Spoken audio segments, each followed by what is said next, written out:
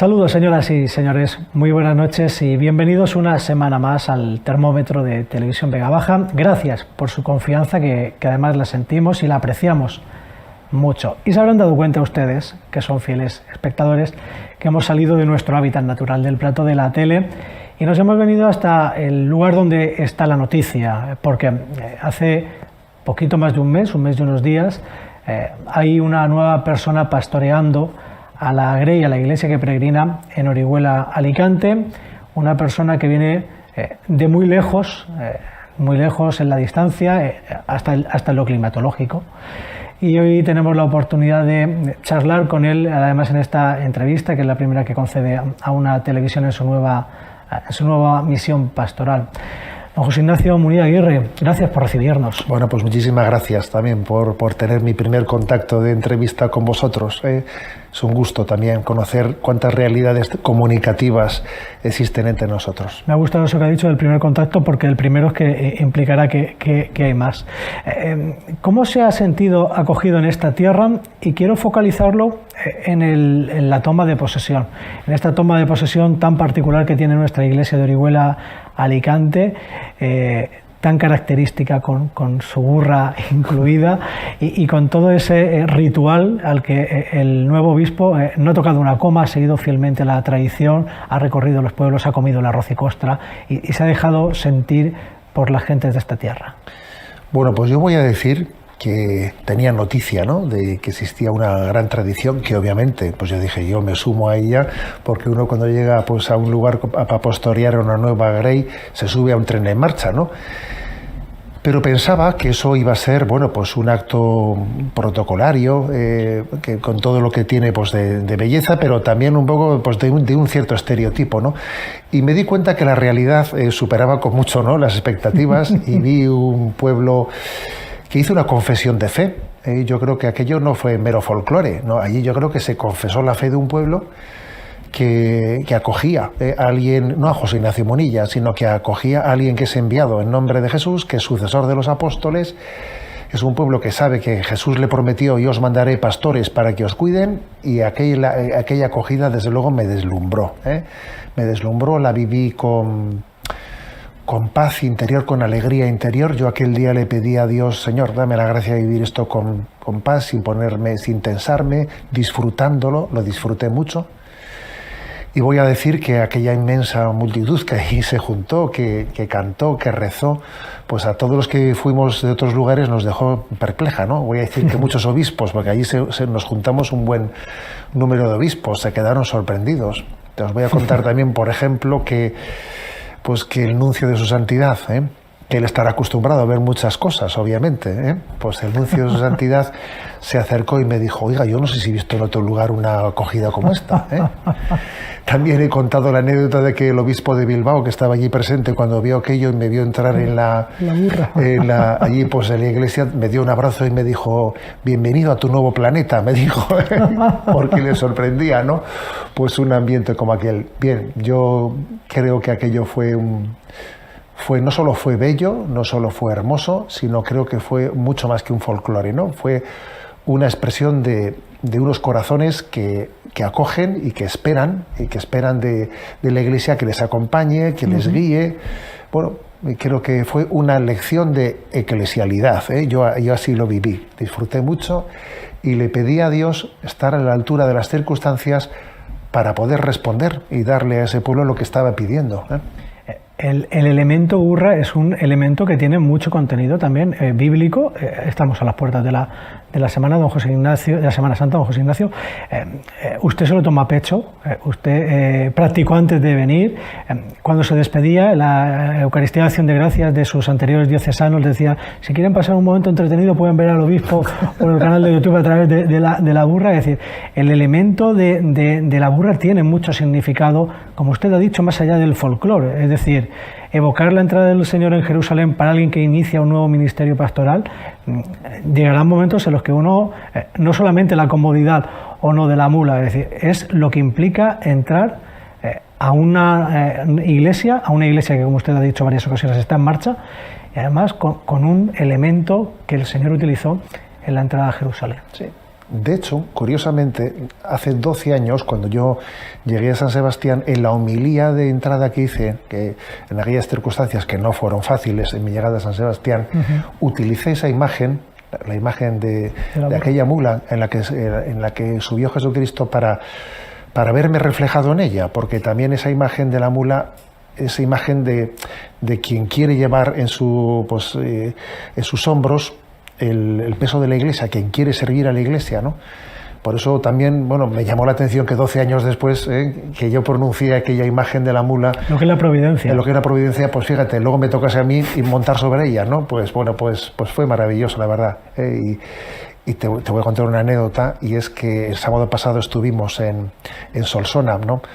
Con don Francisco, ¿no? Esto es donde Francisco Conesa tomaba posesión en Solsona, y le acompañamos pues toda una serie de alicantinos. De Elche fue un autobús, y también fueron bastantes personas en distintos coches, pues acompañándole a él en su toma de posesión. Me encontré con el señor nuncio de nuevo, y me preguntó, curiosamente me preguntó qué tal está Bartola, me dijo. Fíjate, se acordaba el nuncio del nombre de la mula. Ya ves tú que eso ha quedado en los anales, yo creo.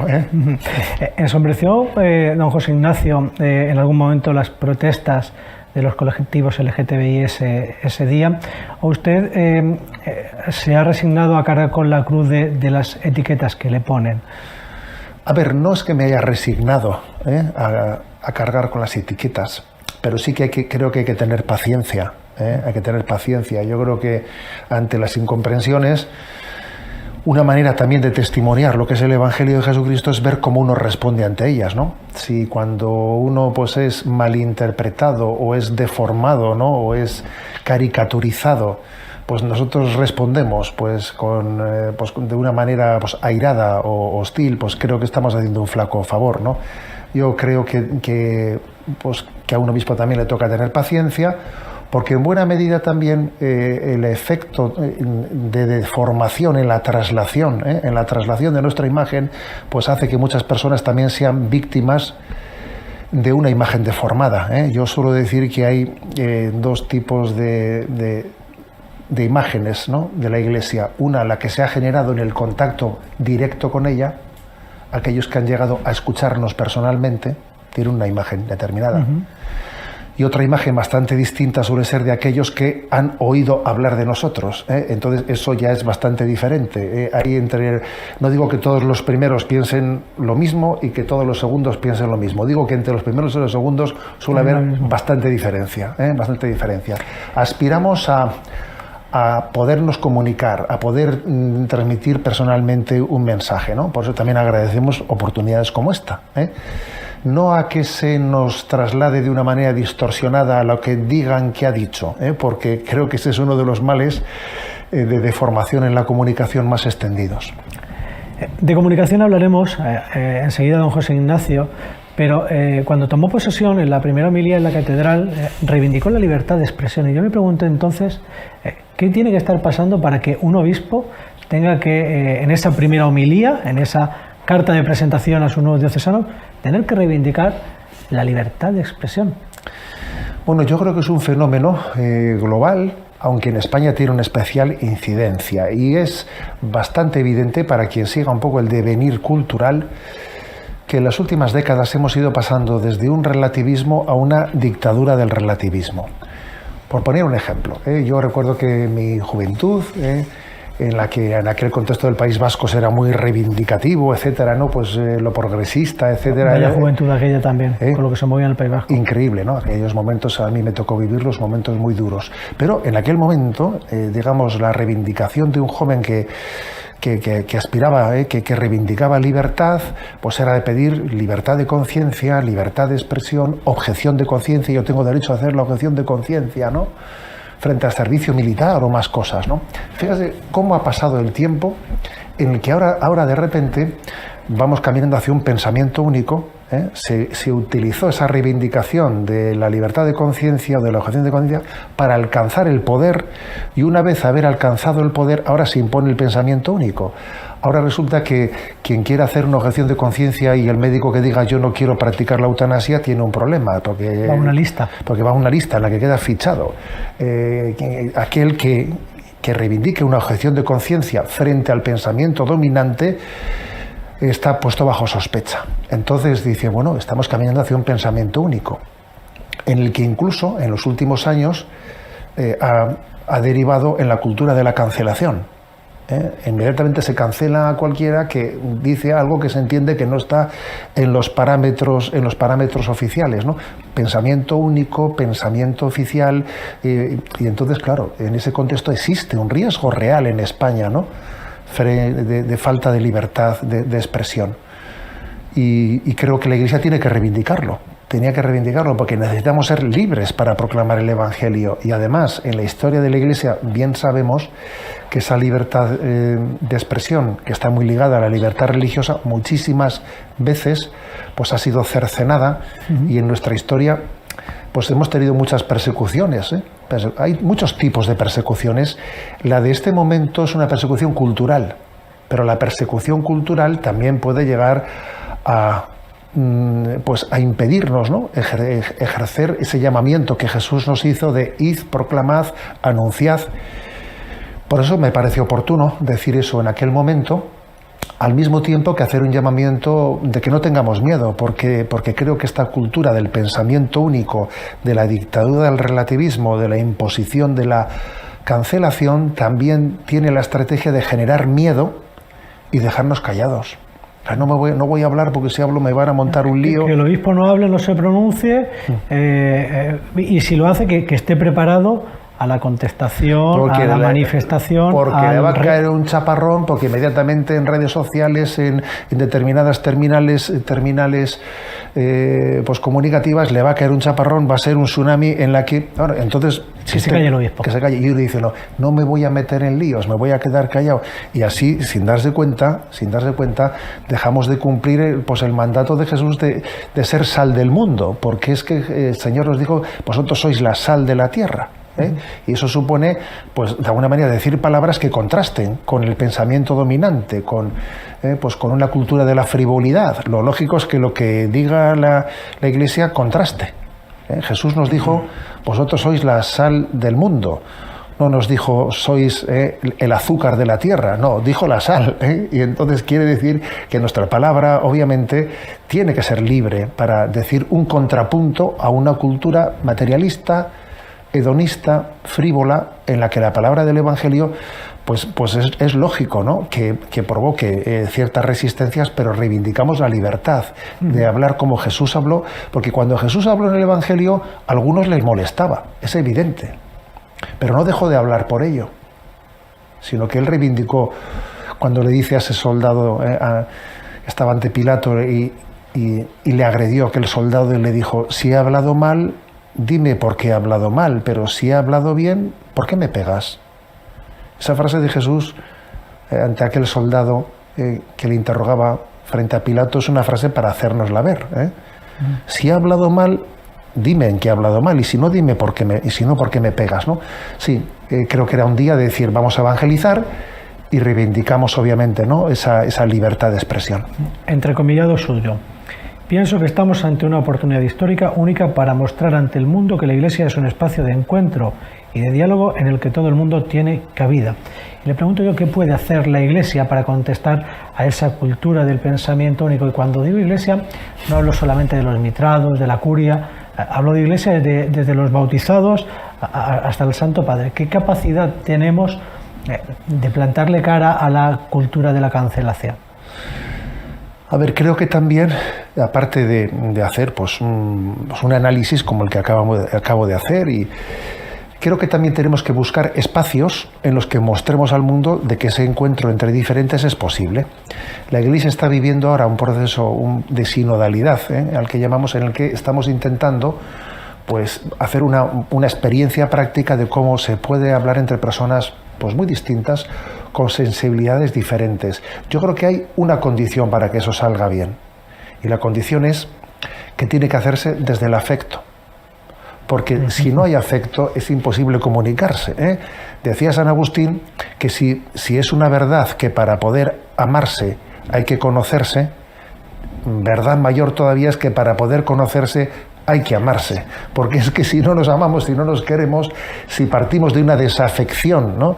Si partimos de que tú no eres de los míos, y entonces como tú no eres de los míos, pues yo ya te he catalogado, ya evidentemente es imposible un diálogo, porque para poder dialogar hay que partir de un afecto, de un voto de confianza, de un quererse, de un amarse unos a otros, ¿eh? Que Jesús así nos lo dijo, amaos, y yo podría añadir, amaos para poder conoceros.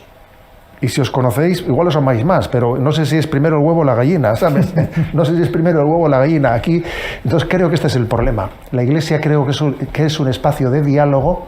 ¿Por qué? Porque partimos de que estamos llamados a querernos todos. Entonces, si yo parto del ama a tu prójimo, entonces tengo una capacidad de diálogo con él que no tienen otros. Pues porque es la premisa clave, ¿no? Y creo que eso en la Iglesia intentamos vivirlo, fomentarlo, y por eso estamos llamados a ser un foro de encuentro y de diálogo que quizás en la sociedad no existe, donde hay acritud, donde todo el mundo se pelean entre ellos, donde tú más, porque todos vemos lo que son hoy en día una tertulia política a veces en las que dicen, no, esto que es un gallinero, ¿qué es esto? Cuanto más gallinero, más... Claro, más audiencia quizás, ¿no? Don José Ignacio, ¿cómo está siendo este primer mes y días en la diócesis? Me dicen que lleva una agenda de vértigo, bueno, que reuniones con colectivos, con curas, sí. Que va a piñón. Lo suyo no es una jornada laboral de 8 horas, sí. 40 a la semana. Me dicen que está yendo a piñón, pero ¿cómo está siendo ese primer feedback que está recibiendo de Orihuela Alicante? Bueno, la verdad es que es cierto. Yo no había vivido en mi vida un mes con una agenda tan potente, nunca había tenido esa experiencia, ¿no? Y lo que viví el 12 de febrero, pues en esa entrada en Orihuela ha sido seguido, pues por eso digo que aquello no fue folclore, porque la prueba es que el mes que le ha seguido pues estaba muy en conexión con aquel primer momento, ¿no? Ha sido intensísimo, estoy siendo testigo de una diócesis no únicamente muy grande, con muchos habitantes, sino muy viva,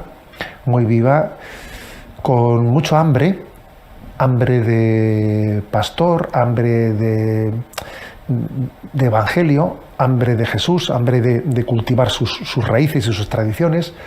Y yo soy consciente de que pues en Orihuela Alicante ese influjo de la secularización que está en marcha en toda España también está aconteciendo aquí, eso es obvio, eso es obvio.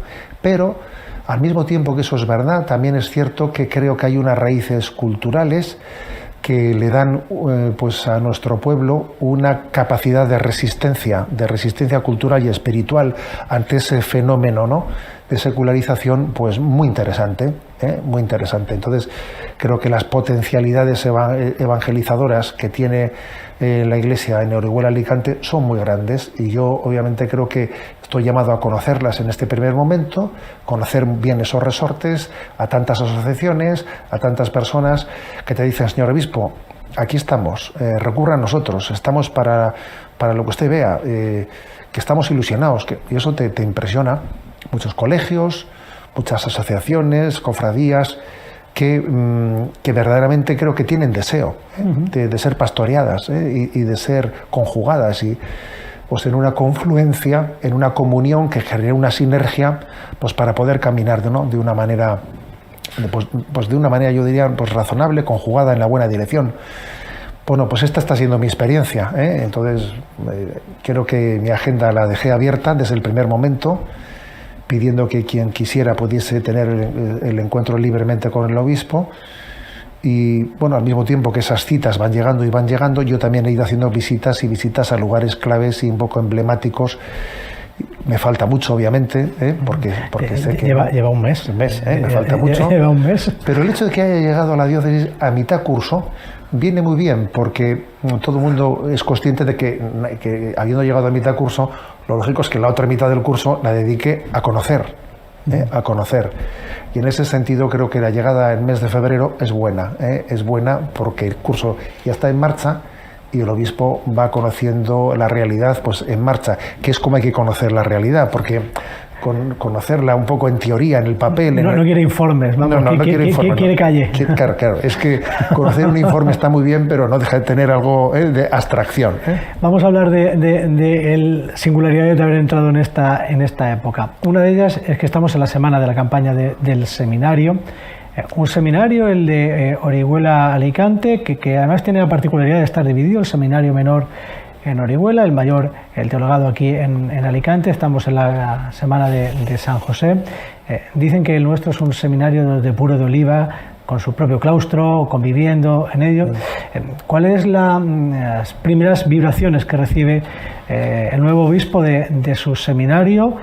Y podemos decir esto estando en este medio, siendo muy conscientes de que la Vicaría 1 es una de las principales, la Vega Baja, de las que es buen granero de vocaciones, si me permite decirlo así.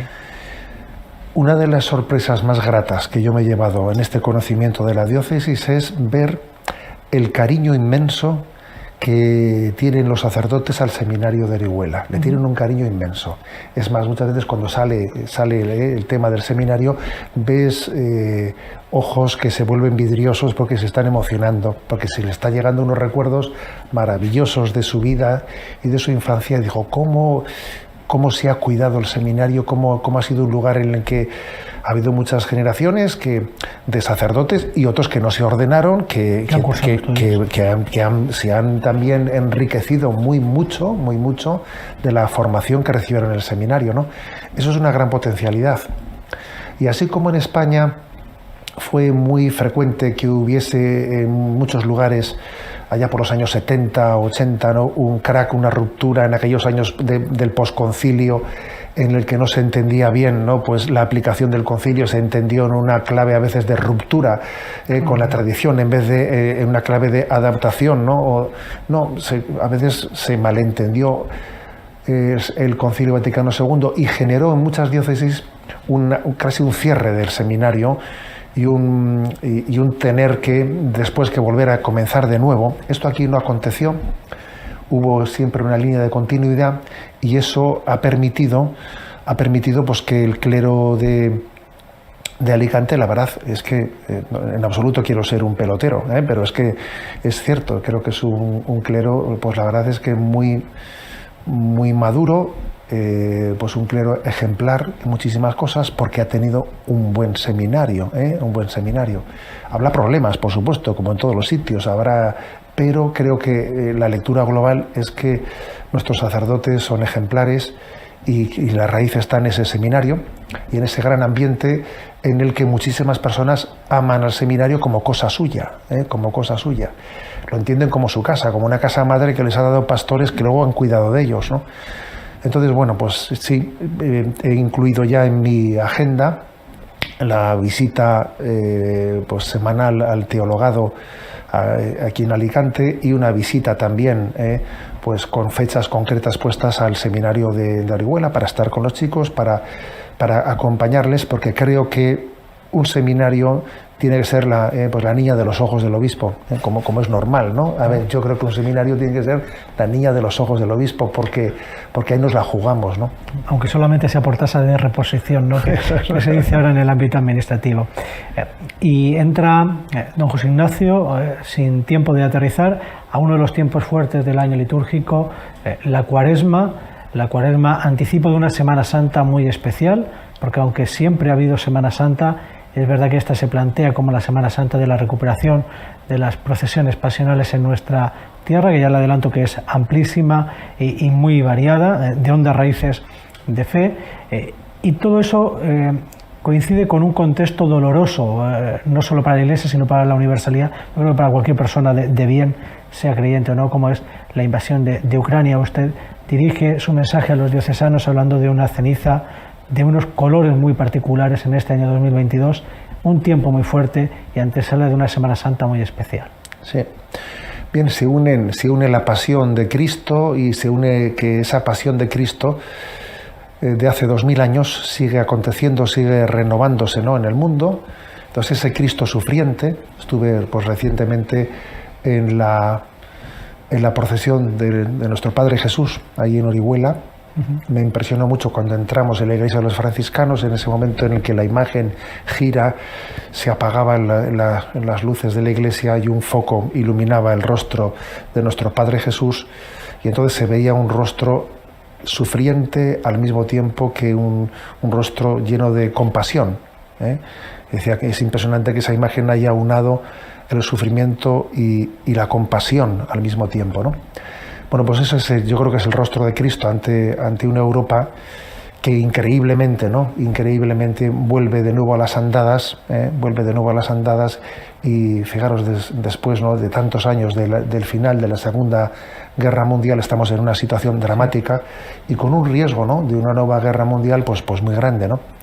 Entonces creo que ambas cosas, ambos misterios, pues se integran, se integran. Quienes piensen que la vivencia religiosa es una evasiva del mundo, ¿no? Una evasiva, ¿no? Pues no conocen lo que es el cristianismo. El cristianismo no es en absoluto un huir de la realidad social, sino que es una perspectiva clave para podernos entregar a ella, ¿no?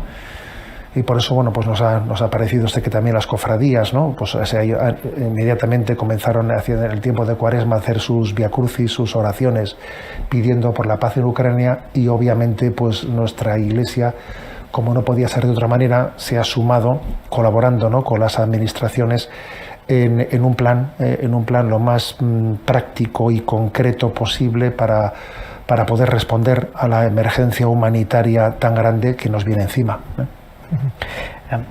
Hemos empezado, don José Ignacio, una guerra sin cerrar todavía las heridas de una pandemia. Es decir, seguimos sin poder darnos la paz en las iglesias, seguimos todavía sin haber recuperado nuestra antigua normalidad, pero yo no sé si usted empieza a ver en el ámbito de la pandemia la luz al final del túnel, si la Iglesia se está preparando ya para la pospandemia. Yo en este tiempo he echado en falta a mucha gente de la misa habitual que ya no he vuelto a ver después de la pandemia, sí, cuando se reabrieron los templos. ¿Cómo se va a preparar la Iglesia para afrontar una nueva realidad, más allá de los gestos de darnos la paz y todo ese tipo de cosas que imagino que irán volviendo? Sí. Pero ¿cómo se prepara la Iglesia para superar un socavón tan grande en su... A ver, me parece importante esta pregunta, me parece importante. Porque es cierto que esta crisis de la pandemia ha sido tan anómala, y además fue acompañada pues de una sobrecarga informativa tan fuerte, que yo creo que ha generado pues situaciones psicológicas de colapso o de reacciones desproporcionadas. Hoy en día nos hemos dado cuenta que muchas medidas que tomamos en aquel primer momento, porque desconocíamos ante qué nos estábamos enfrentando, eran desproporcionadas.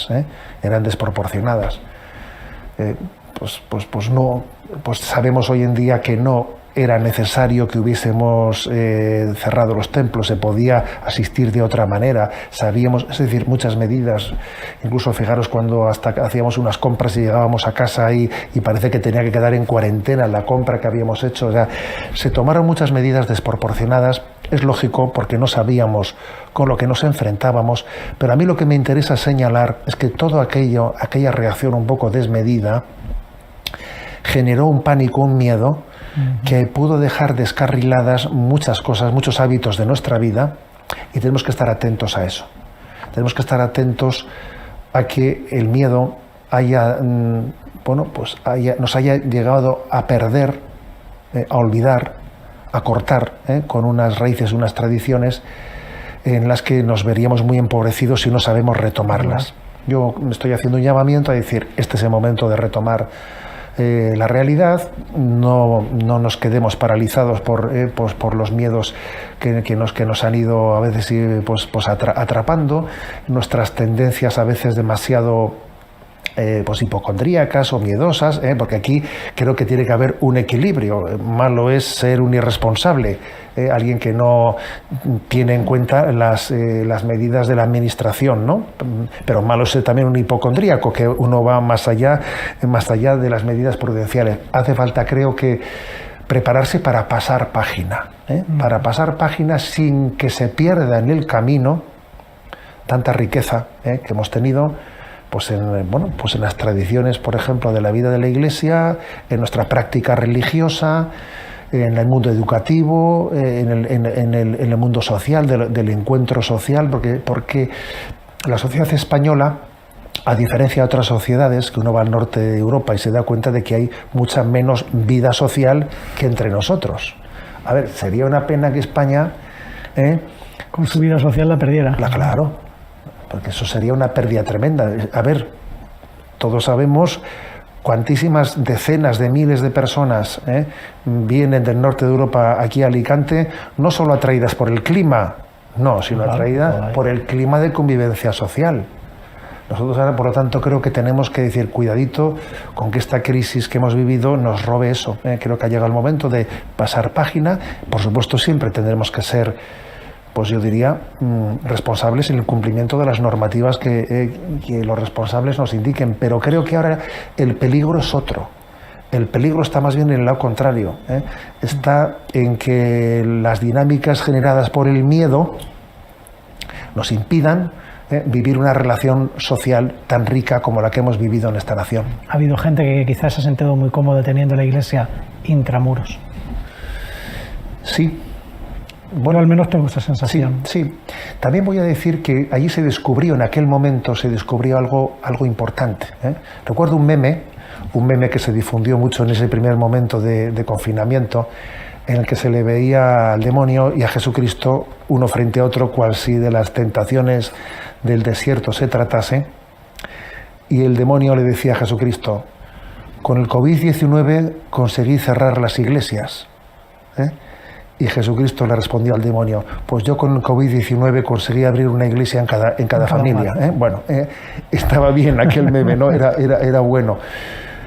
Pero creo que es cierto que también en toda potencialidad, en ese gran esfuerzo que hicimos en aquel momento de evangelizar a través de los canales de YouTube, a través de las nuevas formas de comunicación, existe ese riesgo de la comodidad.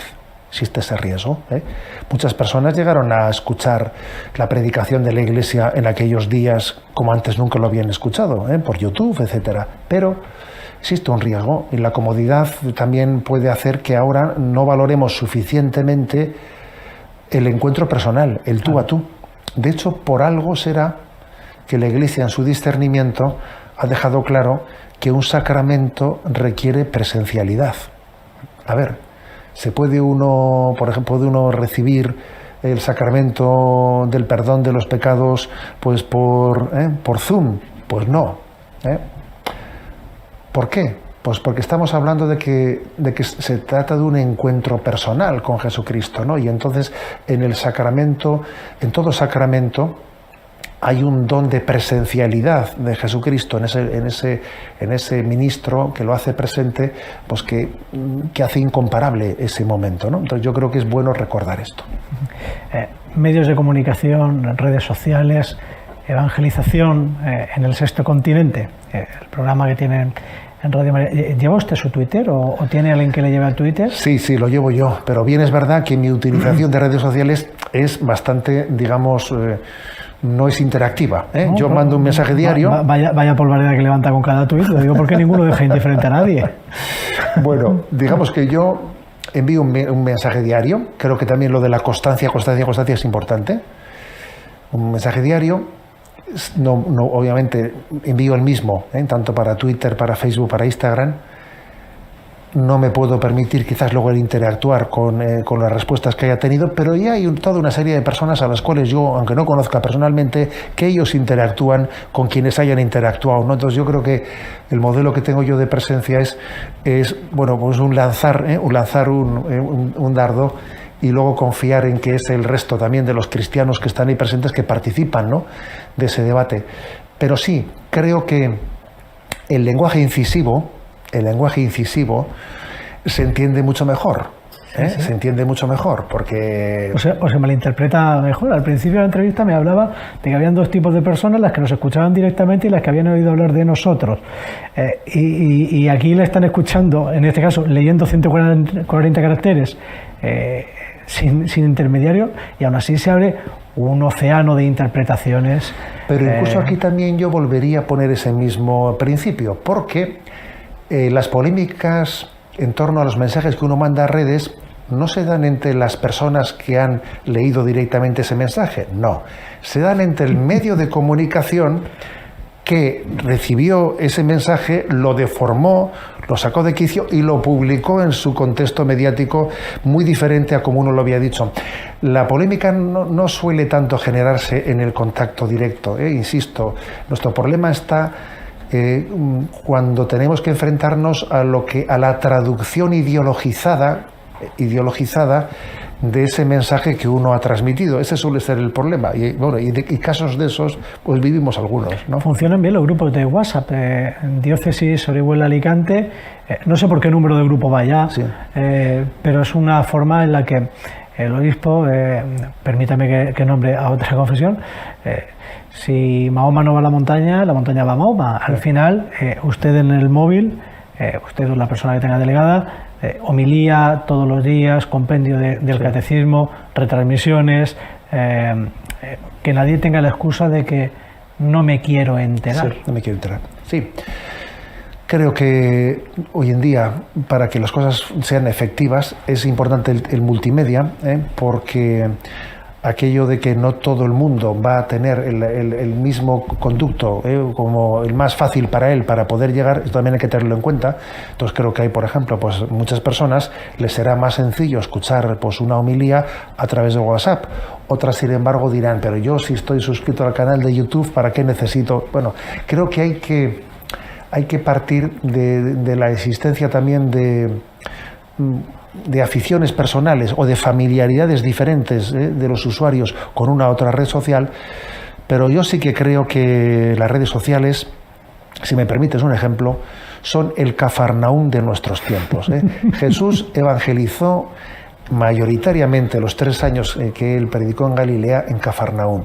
¿Y por qué en Cafarnaún? Cafarnaún era la población de Galilea en la que estaba el encuentro con el mundo pagano, en la que había una guarnición de romanos, en la que estaba pues la aduana que venían todos los productos de Siria.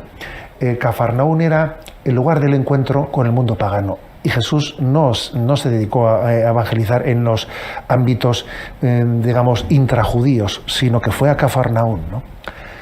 Yo creo que las redes sociales es el Cafarnaún de nuestros tiempos, ¿no? Y por lo tanto tenemos que llevar el mensaje allí, a donde nos encontramos con el hombre de nuestro tiempo que pasaba por allí, ¿no? Y salimos a su encuentro. Estamos llegando al final de esta conversación y algunas cuestiones de ámbito más social. Es usted un firme defensor de la institución de la familia y esa cultura del descarte, de la cancelación, se ejemplifica muy bien en el ámbito público, político, social, llámelo como quiera, en 2 realidades que se están poniendo sobre la mesa: aborto y eutanasia. En un lado eliminamos la vida antes de nacer y en otro lado se acaba con ella cuando deja de ser productiva para la sociedad o empieza a ser una carga para la sociedad. La Iglesia, aparte de poner esta evidencia encima de la mesa, de tenerla siempre como una de sus prioridades en el ámbito de la oración, rezar por los nacidos, rezar por esas vidas que se quieren sesgar, ¿qué más puede hacer? No sé si tiene más capacidad o funcionaría una contestación social, no sé qué puede hacer la Iglesia para no seguir asumiendo el discurso de pensamiento único de este tipo de lobbies, de este tipo de fuerzas que se imponen socialmente y que a quien piensa distinto parece que está anclado en otro siglo. Pues yo creo que la gran respuesta que la Iglesia puede hacer es mostrar la belleza de la familia, mostrarla al mundo. Porque la familia, cuando se muestra, es bella, es atractiva, es impresionante, ¿no? De hecho, aprovecho que el Pisuerga pasa por Valladolid y el Segura por Orihuela, para decir que el día 25 y 26 nuestra diócesis va a hacer una gran apuesta con el Simposio de Familia y Vida, que va a tener lugar pues en Alicante y además también el día 26 pues en la Universidad de Alicante y el Paraninfo de la Universidad de Alicante. ¿Por qué hacemos esa apuesta? ¿Por qué salimos al Paraninfo de la universidad? ¿Por qué? Porque queremos mostrar al mundo la belleza de la familia, es curioso, en esa pinza de la desesperanza a la que tú te referías, ¿no? Entre el aborto y la eutanasia es como una pinza de la desesperanza. Nuestra sociedad se caracteriza por una crisis de natalidad que en unas dimensiones que nunca había acontecido. No nos estamos tomando en serio lo que supone esta crisis de natalidad tan grande, impresionante, ¿no?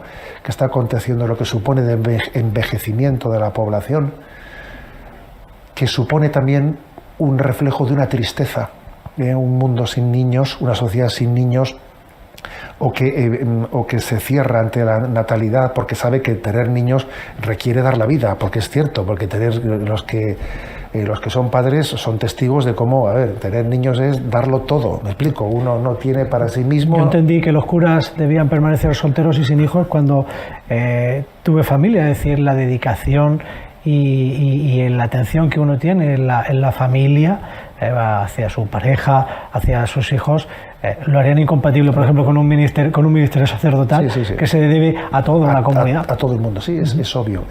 Es que la paternidad y la maternidad suponen darlo todo. Uno no tiene ni un metro cuadrado para sí, ni un minuto privado, ¿no?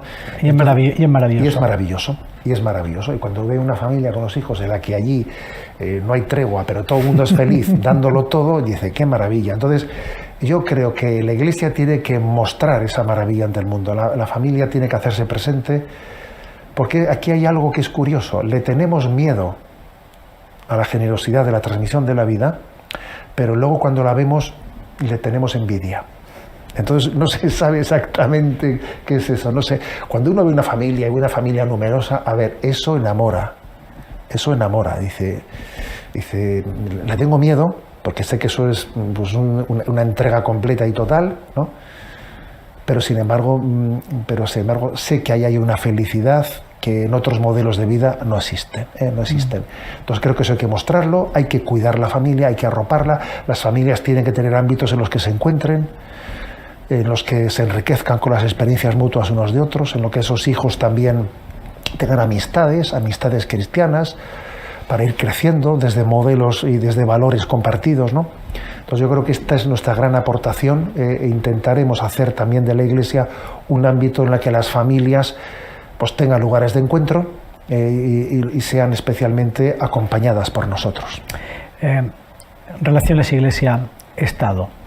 Dos cuestiones que están ahora muy mediatizadas. Hay muchos frentes abiertos de las relaciones de la Iglesia del Estado, desde los que quieren meterle mano al concordato.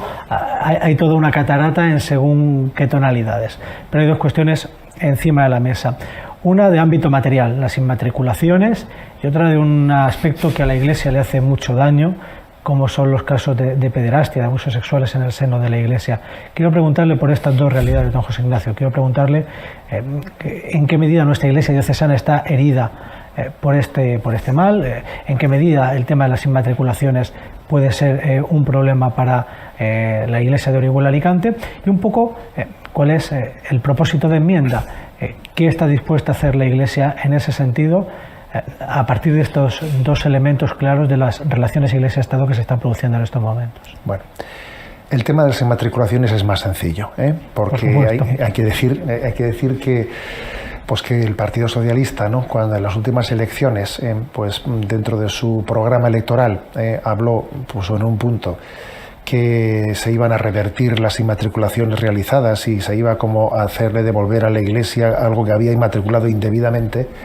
Y cuando han llegado después al gobierno se han dado cuenta de que tal cosa o tal suposición era inexistente, y cuando se han revisado todas las inmatriculaciones realizadas, pues se ha visto que es que no hay materia para decir algo se ha hecho incorrectamente. Y de hecho, en el momento de dar esa noticia hubo una deformación mediática en la que se dio a entender como que en la revisión de todas las inmatriculaciones se habían encontrado inmatriculaciones mal realizadas, pero era justamente nosotros los que recordábamos al gobierno que habían afirmado que es como cuando uno va a un comercio y resulta que pues el dependiente le da más dinero al cambio de que le correspondía, y dice, no, que me está usted dando de más, que esto que me está dando de más eso es suyo y usted equivocadamente me lo da en el cambio. O sea que ese es un tema que ha quedado aclarado completamente. El tema con que se refiere a los abusos obviamente es un tema mucho más dramático, porque entendemos que la Iglesia, el hecho de que en su seno se haya podido producir algunos casos, ¿no?, de abusos, ¿no?, de menores, pues es algo, pues, que uno recuerda las palabras de Jesús, ¿no?, cuando dice: aquel que escandalice a uno de estos pequeños más le valdría, ¿no?, pues atarse una piedra de molino al cuello y tirarse. Claro, se acuerda de esas palabras de Jesús y no pueden ser más contundentes, ¿no? Con lo cual creo que por nuestra parte, en el seguimiento de esas palabras de Jesús, pues tenemos que ser, pues, inequívocos, ¿no? Porque más allá de que ciertas cosas prescriban civilmente, etcétera, ¿no?, y que por la legislación civil pues estén prescritas, nosotros vamos más allá, y la Conferencia Episcopal Española pues recientemente ha encargado también, pues hagamos un estudio de los últimos 50 o 60 o 70 años, ¿no?, que creo que es de adecuado, prudente hacerla, pues para que seamos conocedores de la verdad. La verdad nos hace libres y no tenemos que tenerle miedo a la verdad. La verdad siempre es sanadora, aunque sea interpelante, pero siempre es sanadora, ¿no? Pero al mismo tiempo también creo que hay que añadir otro aspecto. Creo que este aspecto está siendo utilizado políticamente, pues para atacar a la Iglesia, cual si el tema de los abusos fuese algo que aconteciese exclusivamente en el seno de la Iglesia. Creo que es una lacra, creo que es una pandemia que está presente en toda la vida, ¿no?, de la sociedad, y creo que hay que hacerle frente globalmente. Por ejemplo, pues cuando desde algunas propuestas parlamentarias, ¿no?, se ha querido decir que se investigue en el seno de la Iglesia la existencia de los abusos, que ahora uno pregunta: ¿y en el resto de la sociedad por qué no? ¿O es que no nos interesa verdaderamente, no nos interesa el sufrimiento de todas las víctimas, o únicamente nos interesa el sufrimiento de algunas y no de todas? Por lo tanto, el hecho, aunque existiese una sola, ¿no?, un solo caso, tenemos que tomarnos plenamente en serio, ¿no?, pues esa purificación interior, esa purificación que siempre nos va pues a llevar a vivir en verdad, ¿no? Pero también yo he querido subrayar en alguna comunicación que he tenido, pues cómo la Fundación ANAR, que lleva pues todo, pues una estadística de los casos de abusos vividos en España, pues en esa catalogación ha podido identificar cómo en los últimos 15 años los abusos cometidos a menores cometidos en el seno de la Iglesia son el 0,2% del total de los abusos, ¿no?, denunciados. Que obviamente eso para nosotros no es poco, sino que es muchísimo, porque ese 0,2% en el seno de la Iglesia tiene una gravedad muy especial. Pero también quiero reseñar que me sorprende que haya una clase política a la que no le importe el 99,8%. Porque creo yo que si nos importan las víctimas, deberíamos también de tomarnos en serio, pues el que no solamente en el seno de la Iglesia, sino que en todas las instituciones de todo tipo deportivas, culturales, pues nos familiares obviamente también, porque sabemos que la familia suele ser el lugar donde con más frecuencia acontecen los abusos, ¿no? Creo que este es un tema muy serio. Estamos destapando, ¿no?, una herida que estaba oculta en el seno de la sociedad, y que tenemos que entre la luz, porque la luz es sanadora. Pero para que la luz sea sanadora nos tienen que interesar las víctimas y no utilizarlas como un instrumento para lanzárselas unos a los otros a la cara, porque eso creo que ya es el colmo, ¿no? Encima que han sido víctimas, ahora las manipulamos interesadamente. Don José Ignacio, es que el casco. Hombre. Muchas gracias por esta conversación. Me quedo con lo que decíamos al principio: si es la primera es porque tiene que haber una segunda. Hemos jugado el partido de ida a su casa, el de vuelta que sea la nuestra, ¿no? El siguiente tendrá que conocer vuestra sede, sin duda. Y gracias por todo lo que viene a aportar, por su claridad. Nos hemos sentido muy cómodos preguntándole. Yo creo en la inteligencia de la audiencia. No sé si alguno le habrá puesto alguna etiqueta más o alguno le habrá quitado alguna, pero eso se lo dejamos a ellos que son inteligentes. Les seguimos en Twitter, les seguimos en las redes sociales, atentos a las polémicas del que ahora es nuestro obispo. Antes era el obispo de San Sebastián, pero ahora es nuestro obispo. Gracias de verdad, y lo dicho, ha sido un placer. Muchas gracias a vosotros.